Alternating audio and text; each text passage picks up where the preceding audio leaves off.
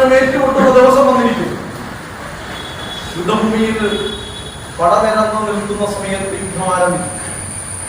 യുദ്ധം തുടങ്ങുന്ന സമയത്ത് കർണന്റെ തേരിന്റെ ചക്രം മണ്ണിൽ താഴ്ന്നു. ഉടനെ തന്നെ കൃഷ്ണൻ അർജുനനോട് പറയുന്നു, കൃത്യസമയമാണ് നീ അമ്പ് ചെയ്ത് കർണനെ തീർക്കരുത്. ഇത് കേൾക്കുന്ന സമയത്ത് കർണൻ ശ്രീകൃഷ്ണനോട് ചോദിക്കുന്നുണ്ട്, നിങ്ങൾ എന്താണ് ഈ പറയുന്നത്?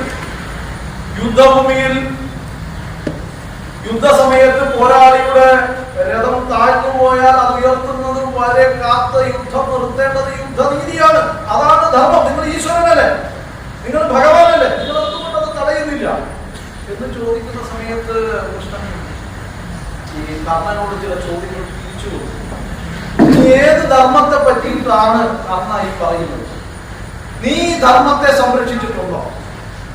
നീ ധർമ്മത്തെ സംരക്ഷിച്ചിട്ടുണ്ടോ? നീ പറയുന്ന ധർമ്മത്തെ നീ സംരക്ഷിച്ചിട്ടുണ്ടോ?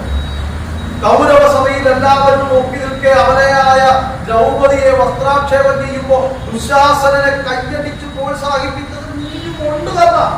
നീ അത് തിളങ്ങില്ലല്ലോ. നിനക്ക് ധാർമ്മിക ചിന്ത ഉണ്ടായിരുന്നില്ല. നീ രക്ഷിക്കാത്ത ധർമ്മം നിന്നെ രക്ഷിക്കും.